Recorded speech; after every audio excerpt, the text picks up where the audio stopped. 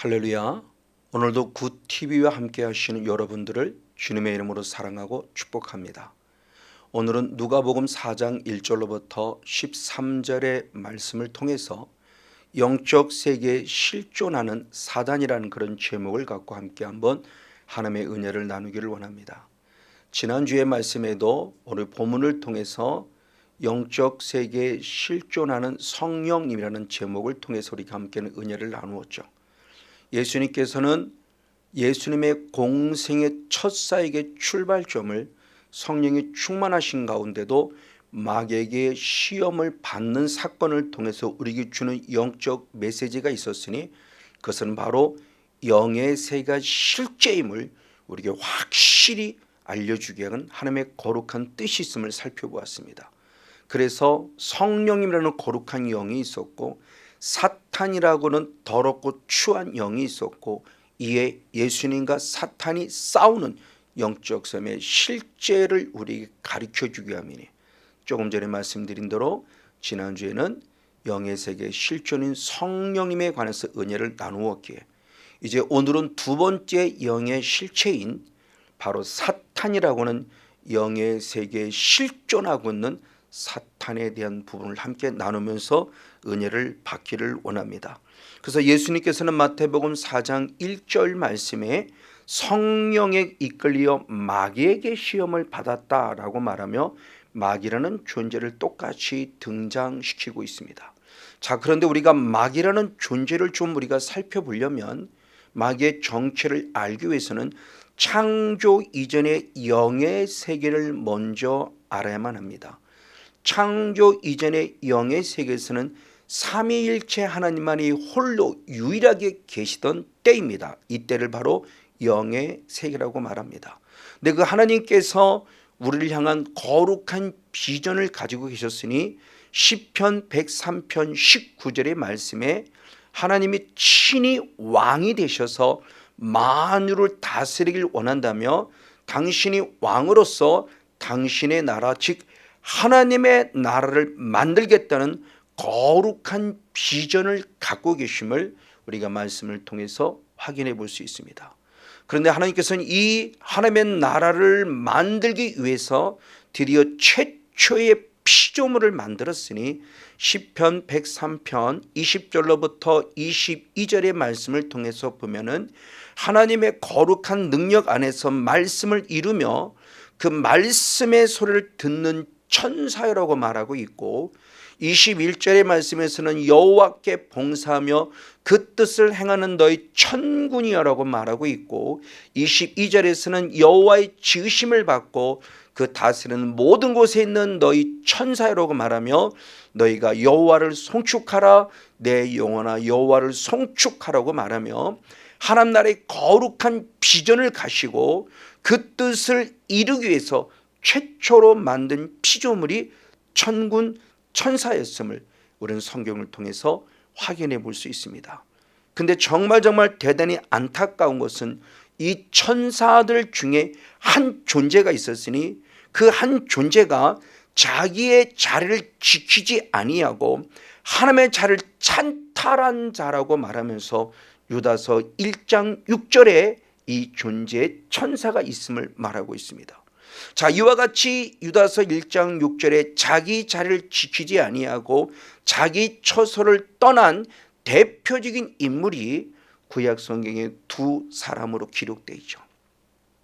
먼저 에스겔서 28장 2절의 말씀에 보면 두루 왕을 통해서 사단의 정체성을 발견할 수 있으니 그는 끝내 마음이 교만했고 그 교만한 모습을 통해서 나는 신이라 나는 하나님이라고 말하며 하나님의 자리를 찬탈하려고 하는 영적 쿠데타를 일으킨 대표적인 왕이 두루 왕임을 말씀해 주고 있습니다.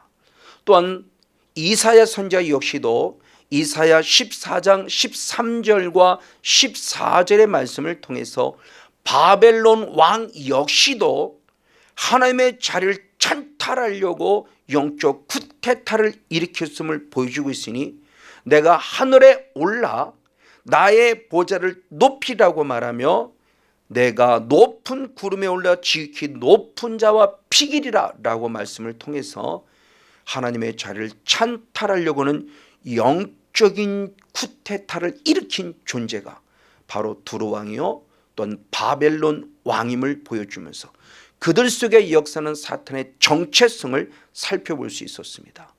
그러기에 베드로 사도는 베드로서 2장 4절의 말씀에 이와 같이 자기 지위 자기 위치를 지키지 않은 이들을 누구라고 했는가? 범죄한 천사라고 표현했고 이들이 지옥에 던져져 있다라고 말씀을 통해서 저 범죄한 천사가 바로 사탄이란 존재를 알 수 있습니다. 사탄은 범죄한 천사에게 하나님이 창조하신 피조물입니다. 그런데 피조물임에도 불구하고 창조주 하나님을 대적하는 존재가 되었음에 대한 부분을 우리가 알 수 있으니 역시 이 사건을 우린 창세기 3장의 에덴 동산의 사건을 통해서도 알 수 있습니다. 창세기 3장 5절 말씀에 사탄이 아담과 하와를 미혹함에 있어서 중형을 가르칩니다. 네가 선악을 알게 하는 이 나무의 열매를 먹는 날에는 눈이 밝아져 하나님과 같이 된다라고 말하며 사탄의 자기의 정체성을 아담과 하와에게도 그대로 전이시켜서 너도 이거 먹어 그러면 하나님과 똑같아져 라고 말하며 미혹하고 있다는 거죠. 지금 그러므로 우리가 범하는 죄 역시도 마찬가지로 생각해 볼 수 있습니다. 단순히 하나님의 죄를 싫어하는 게 우리가 죄를 지었다는 개념이 아니에요. 내가 의도하지 않았음에도 불구하고 사탄이 우리에게 죄를 짓게 한다는 것은 그 밑바닥 이면에 뭐를 얘기해 주느냐? 너 하나님과 똑같아져. 우린 피조물에도 불구하고 내가 죄를 범하는 순간 사탄의 미혹에 넘어가 바로 이와 같이 하나님과 똑같아진다는 사탄의 성향을 가지고 죄를 짓기 때문에 하나님은 우리에게 죄를 싫어하심에 대한 부분을 인식하고 우리가 철저히 죄와 싸워야 되고 사탄과 싸워야 됨을 우리가 다시 한번 영적인 경각심을 가질 필요성을 생각해 볼 수 있습니다. 그런데 하나님은 이렇게 하나님을 대적했던 사탄을 바로 지옥으로 내려보내지 아니하고 대단히 안타까울 수 있지만 계시록 12장 9절의 말씀에 보면은 온 천하를 깨는 옛뱀 곧 마귀라고도 하고 사탄이란 존재를 땅으로 내어 쫓았다라고 표현하며 공중문답은 사탄의 존재 그저 하늘에 있는 존재를 땅으로 내어 쫓았다라고를 통해서 영의 세계는 하늘에서 이 땅으로 쫓겨난 존재에 대한 부분을 알 수 있습니다. 이것을 역시 예수님도 70인 제자의 선교 보호를 통해서 사탄이 내어 땅으로 내어 쫓긴 것을 내가 이미 보았다고 말씀하고 있으니 누가복음 10장 18절의 말씀에 사탄이 하늘로서 번개같이 떨어지는 걸 내가 보았노라고 말씀함을 통해서 사탄의 존재는 이 땅으로 떨어진 존재 즉 하나님을 대적함으로 이 땅으로 떨어진 존재에 대한 부분을 분명히 알 수 있습니다. 그러나 그럼에도 불구하고 하나님은 이 사탄의 존재를 이 땅으로 내어 쫓아내고 요한복음 12장 31절의 말씀을 통해서 보면 이 세상 임금이 쫓겨나리라고 말하며 이 사탄의 존재를 이 세상 임금이라고 표현했으니 현대인 성경은 이 세상 임금을 세상 임금인 사탄이라고 말하며 마지막에는 세상의 임금이라는 별칭을 가진 사탄의 존재가 완벽하게 쫓겨날 것에 대한 부분의 모습을 우리에게 이미 알려주고 있습니다. 그렇기 때문에 이 사탄의 존재는 이 하나님을 대적했던 성향을 저 하늘에서 이 땅으로 내어 쫓긴 이후에도 계속적으로 아담과 하와 우리들도 계속적으로 죄를 짓게 할 뿐만 아니라 마지막 데살로니가후서 2장 4절의 말씀에 보는 저는 하나님을 대적하는 자라고 말하며 하나님의 성전에 앉아 자기를 보여 하나님이라 라고 말하면서 이 세상의 임금이라고는 별칭을 가진 자신의 모습을 가지고 죄악을 범하는 모습을 성경이 분명히 가르쳐 주고 있습니다.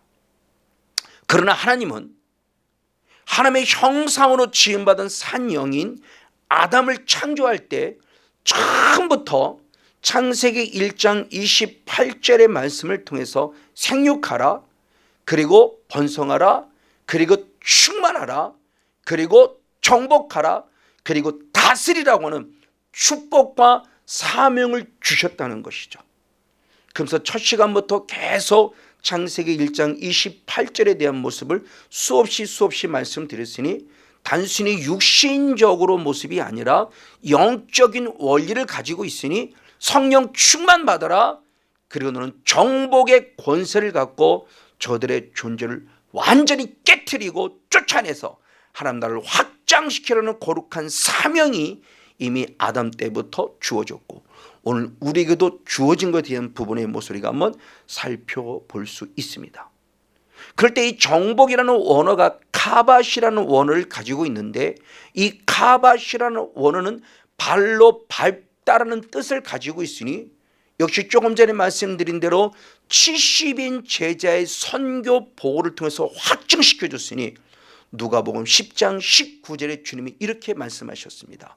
내가 너에게 뱀과 전갈을 밟으며 아멘 원수의 모든 능력을 제할 권세를 주었으니 할렐루야 너희를 해할 자가 결단코 없으리라 아멘. 아주 주님은 중요한 원리를 알려주셨습니다. 뱀과 전갈을 밟는다, 이게 카바시의 의미를 가지고 있다고 그랬죠. 정복. 근데 그 정복의 권세가 언제냐, 뱀과 원수의 모든 능력을 제할 권세를 주었다라고 표현하는데 그 주었다라는 헬라 원어가 완료형입니다. 즉 주님께서는 이미 우리들에게 뱀과 전갈을 밟을 원수의 능력을 짓밟을 권세를 주셨다는 것인데 그럼 언제 주셨다는 것인가? 언제 완료되었다는 것인가? 하나님의 자녀가 되는 순간 아담에게 주신 거룩한 창조의 능력, 아담에 주신 거룩한 정복의 능력, 생육하라, 번성하라, 충만하라, 그리고 정복하라. 하나님의 영, 하나님의 형상으로 지음받은 아담에게 주어진 이 권세가 지금도 우리들에게 구원받은 백성들에게 주어진 것이라는 것을 얘기함을 통해서 우리가 사단과 끊임없이 싸워야 될 영적 권세가 있음에 대한 부분을 가르쳐 주고 있는 것입니다. 그런데 우리는 잘 알듯이 너무나 안타깝게 아담은 정복을 한 자가 아니라 정복을 당하고 말았다는 것을 우리는 너무나 잘 알고 있습니다. 그럼 왜 정복을 당했을까요? 다시 말하면 사탄은 우리들에게 어떻게 다가오고 있는가라고 하는 부분입니다. 다시 말하면 사탄은 우리에게 지금 무엇을 하고 있는가, 사탄은 아담과 하와에게 무엇을 하고 있는가를 통해서 사탄의 또 다른 정체성을 살펴볼 수 있으니 사탄이라는 존재는 요한일서 3장 8절의 말씀을 보니 죄를 짓는 자는 마귀에게 속하나니라고 말하면서 사탄을 이렇게 끊임없이 침범해 옴에 있어서 죄를 짓게 하는 존재라는 것을 알 수 있습니다. 자기 자신이 하나님을 대적하여 죄를 범한 범죄한 천사였던 것처럼 지금도 우리에게 끊임없이 다가와 하나님을 대적하게 만드는 죄를 범하게 하는 존재라는 사실을 알 수 있습니다. 자, 그런데 저는 조금 더 우리가 영적 원리를 깊이 알아보기 원합니다. 단순히 죄를 지었다는 차원으로 끝남이 아니라 왜 죄를 지을 수밖에 없었는가라는 부분입니다. 다시 말하면 죄를 짓기 전에 사탄이 우리에게 먼저 한 일이 있다는 것을 성경은 가르쳐주고 있다는 겁니다. 죄를 짓게 하기 위해서 누가복음 8장 12절에 말씀하기를 하나님의 나라에 대한 비유를 설명하시면서 길가에 있다는 것은 말씀을 들은 자인데 이때 영의 실체가 등장하니 마귀라는 존재가 등장하더라는 거죠. 그럼 왜 마귀라는 존재가 등장했냐? 우리에게 말씀을 빼앗아간 거예요. 그럼 왜 말씀을 빼앗아갔냐? 오직 원인은 한 가지입니다. 구원 얻지 못하게 하려고 말씀을 빼앗아갔다라고 말하고 있다는 거죠. 누구에게요? 하나님의 말씀을 들은 예수님을 나의 구원자로 믿는 크리스찬들에게. 우린 그 대표적인 예를 역시 에덴 동산을 통해서 들어가서 그 원리를 한번 살펴볼 수 있습니다. 창세기 3장 1절에 하나님이 만드신 것 중에 가장 간교한 뱀, 즉 사탄의 정체성을 보여주는 거죠. 그 사탄의 존재가 하와를 찾아서 말합니다. 하나님이 참으로라고 말하면서 동산 모든 나무의 실과를 먹지 말라고 하더냐라고 말하며 의문법을 가진 모습을 통해서 하와에게 말씀으로 미혹해 들어와요. 근데 하와는 여기에 맞아 먹지 말라고 그래서 이렇게 대적을 해야 되는데 창세기 3장 3절의 말씀을 보면 뭐라고 고백하는가? 동상 중앙에 있는 나무의 실과를 하나님 말씀할 때 먹지도 말고 만지도 말라고 말씀했고 너희가 정령 죽을까 하노라고 말했다고 말하며 말씀 자체를 변질시켰어요. 즉 사탄에서 말씀을 빼앗겨가고 있는 모습을 보여줍니다. 그럴 땐 놀랍게 창세기 2장 17절 말씀에 선악을 알게 하는 나무의 열매를 먹으면 정령 죽으리라고 그랬는데 정령 죽으리라는 말씀이 창세기 3장 4절의 말씀에 정말 안타깝게도 결코 죽지 아니하리라 라는 말씀으로 완벽하게 변질된 것을 보는 겁니다. 이와 같이 사탄은 아담과 하와에게 하나님의 말씀을 빼앗아갔어요. 이에 말씀을 빼앗긴 아담과 하와는 창세기 3장 24절의 말씀에 의하면 결국 에덴 동산에서 쫓겨났다고 표현하고 있으니 이는 결국 구원을 빼앗겼다는 것이죠. 맞습니다. 사단은 이와 같이 저와 여러분들에게 죄를 짓게 하기 이전에 이미 말씀을 빼앗김으로 말미암아 죄를 진 것에 대한 부분의 모습을 가르쳐주고 있습니다. 그래서 사도 요한은 요한일서 8장과 10절 말씀에 보니 우리가 죄를 짓고도 죄를 죄로 여기지 아니하는 것은 스스로 속이는 것이고 더 나아가 죄를 짓고도 죄를 죄로 여기지 않는 것은 하나님을 거짓말장애로 만드는 것이니 왜 그 이유를 말할 때 8절과 10절 말씀에 진리가 없기 때문이다, 말씀이 없기 때문이라고 말하며 사탄에 의해서 우리가 말씀을 빼앗긴 것에 대한 부분을 성경이 분명히 기록하고 있다는 것을 저와 여러분 영적인 경각심을 가지며 유념할 필요성이 있습니다.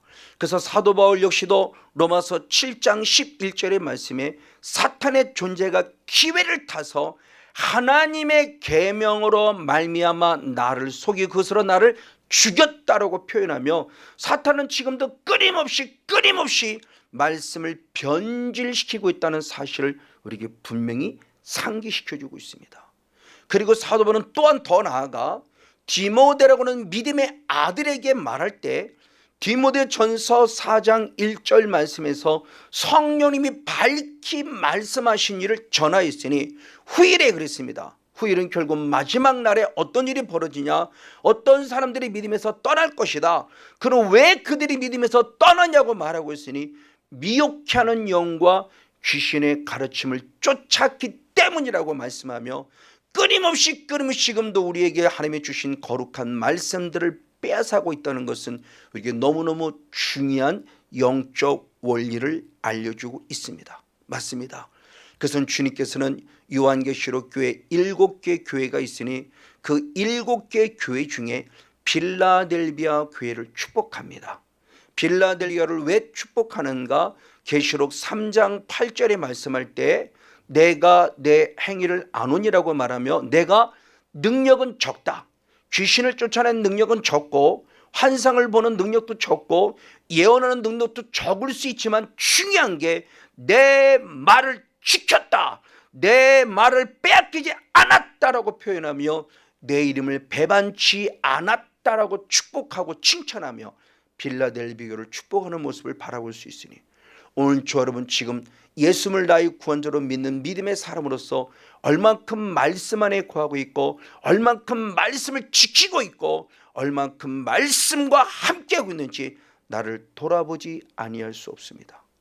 또한 더불어 사탄의 존재를 죄를 짓게 하는 존재일 뿐만 아니라 두 번째로서는 참소하는 존재임에 대한 부분도 스가랴 3장 1절을 통해서 알 수 있습니다.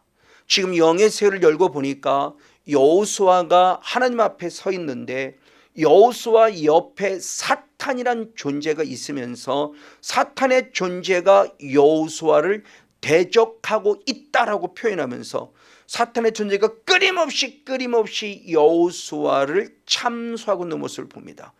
죄를 지가 짓게 하고도 죄 지은 우리들을 참소해요. 죄를 지었는데 죄를 죄로 알지 못하는 것도 문제이지만 죄를 지었는데 사탄에게 참소를 당한다는 겁니다. 저 역시도 12년 전에 사탄에게 참소를 당해서 나 같은 게 목사가 돼가지고 나도 지옥 가고 성도들도 지옥 보내리라. 그러면 그나마 성도를 천국 보내려면 나는 목회를 그만두는 것이 정답이라고 말하며 목회를 그만 포기할 뻔한 아주 위태로운 때가 있었음을 저는 여러분들에게 고백하지 않을 수 없습니다. 이것이 바로 사탄의 존재로서 우리에게 끊임없이 참소하고 있다는 사실을 여러분 정확하게 알아야 됩니다. 맞습니다. 그럼 이런 사탄의 존재가 그러면 언제 내게 합법적으로 들어오냐는 겁니다. 이걸 야고보서는 잘 말씀하고 있으니 야고보서 1장 14절과 15절에 말씀할 때 내가 시험을 받는 것은 내 안에 욕심에 끌려 미혹됨이니 욕심이 잉태한 즉 죄를 낳고 죄가 장성한 즉 사망을 낳는다고 말하며 내 안에 끊임없이 차오르는 이 욕심, 아담과 하와도 하나님과 똑같아진다는 이 잘못된 욕심이 결국 죄를 짓게 만드는 결과를 가져왔고 그 결과가 계속 죄가 자라서 결국 사망, 우리를 결국 지옥 보낸다고 하는 사실을 가르쳐 주고 있습니다. 맞습니다. 이것이 사탄이 우리들에게 하는 일입니다. 그래서 요한복음 10장 10절에 예수님이 친히 말씀하시기를 도적은이라고 하면 사탄의 도적을 비유하면서 사탄은 우리의 것을 도적질합니다. 그리고 두 번째로 죽입니다. 그리고 세 번째로 멸망시킵니다. 도둑질한다는 것은 믿음도 말씀도 기도도 건강도 남편도 아내도 도둑질해요. 그래서 기도한다고 했지만 지치게 만들어 죽입니다. 그 성경의 말씀을 죽인다고 해서 영적으로 잠잔다는 것인데 말씀 듣지 못하게 하는 게 잠잔다는 것이고 기도하지 못한다는 게 잠잔다는 것입니다. 나중에 기도하면 조금 더 깊이 말씀을 다루도록 하겠고 그리고 그 다음 단계로 우리를 멸망시키는 존재라고 하는 거예요. 그때 이 멸망시킨다는 존재 원어가 아폴리미라는 원어입니다. 이 아폴림이라는 멸망은 무엇을 말하는 거냐? 마태복음 10장 28절의 말씀을 통해서 보면 그 멸망은 지옥을 말하는 멸망이라는 거예요. 그래서 오직 몸과 영혼을 능히 지옥에 멸하시는 자 하나님을 두려라고 말하며 이 지옥, 이 멸망이란 아폴림에 갖는 것이 지옥이라는 의미를 생각한다면 사탄에게 죄를 짓게 해서 단순히 병들게 하고 단순히 문제 있게 하는 것이 문제가 아니라 결국 지옥 보낼 동안 사실을 정확하게 알아야 된다는 거죠. 그럼 우리는 과연 어떻게 해야 될 것이냐는 거예요. 바로 그 말씀을 사도 바울은 마지막 에베소를 통해서 가르쳐주니 에베소는 교회론을 말합니다. 그 교회를 말하는 에베소 1장부터 2장, 3장, 4장, 5장, 6장에 마지막 교회의 마지막인 6장에 우리에게 무엇을 말하고 있는가라는 겁니다. 그 6장의 말씀에 12절 13절의 말씀에 보면은 우리의 싸움은 혈과 육에 대한 것이 아니요 정사와 권세와 이 어둠의 세상 주관자들과 하늘에는 악한 영들에게 대함이니 너는 하나님의 전신갑주를 입으라. 그래서 마지막 날 악한 날에 너희가 능히 사탄을 대적하고 모든 일 행한 후에 하나님 앞에 당당히 서기 위함이라고 말하며 진정한 교회다운 교회는 결국 마지막 최후로 영적 싸움을 싸워야만 된다는 사실을 가르쳐 주고 있습니다. 이걸 예수님이 친히 지금 우리들에게 말씀해 주시면서 바로 영의 세력 속에 사탄의 존재가 어떤 존재인가를 가르쳐 주고 있다고 하는 것이죠. 바로 이 사실을 더 잘 가르쳐 주고 있으니 사랑하는 디모데, 사도 바울은 사랑하는 아들 믿음의 아들 디모데에게 말하기를 디모데 전서 6장 12절에 진정한 목회관에 대한 부분을 가르쳐 줬습니다.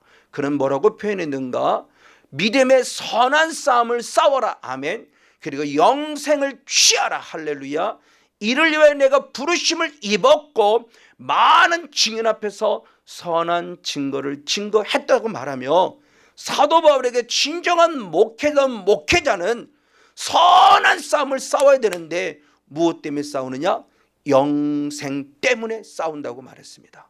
그래서 지난주에 말씀에, 지지난주 말씀에 우리의 영적 싸움은 구원을 위한 싸움이 되었다는 사실을 분명히 말씀을 드렸습니다. 단순히 내 육신의 문제를 해결하고 질병의 문제를 해결하기 위한 영적 싸움이 아니라 영혼의 구원, 영생을 취하기 위한 싸움이 되어야 한다. 그리고 이를 위해서 부르심을 입었다고 말씀하고 있으니 바로 영적 싸움은 선택이 아니라 필수라는 것을 우리가 확실히 알 수 있습니다. 그래서 사도 바울도 마지막 사단이란 존재와 싸움 속에서 디모데후서 4장 7절과 8절에 말씀했을 때 내가 믿음을 지키기 위해서 믿음의 선한 싸움을 싸웠고 나의 달려갈 길을 달려갔다고 고백하고 있죠. 그럼 이렇게 영적 싸움을 싸운 궁극적인 이유는 뭐냐? 디모데후서 4장 8절 말씀에 이제 후로는 나를 위하여 의의 면류관이 예비되었음이라고 말하며 의의 면류관 때문에 싸울 것을 말했고, 그것이 나에게만이 아니라 마지막 때 주님의 나타나심을 사모하는 모든 자에게라고 말하며, 이제는 예수를 나의 구원자로 믿는 모든 자에게 있어서 영적 싸움을 필수로서 사단과 싸울 걸 말씀하고 있으니 저는 반드시 성령의 충만함을 공급받고 지금도 끊임없이 내게 다가와 말씀을 빼앗아감으로 죄를 범하게 하는 사단의 정체성을 알아 반드시 그와 멋지게 싸워 이김으로 말미암아 생명의 면류관 오직 예수 그리스도로 말미암아 승리하는 저와 여러분 우리 모두가 되어지시기를 예수님의 이름으로 간절히 축복하고 축원을 드립니다. 할렐루야. 주님의 이름으로 사랑하고 축복합니다.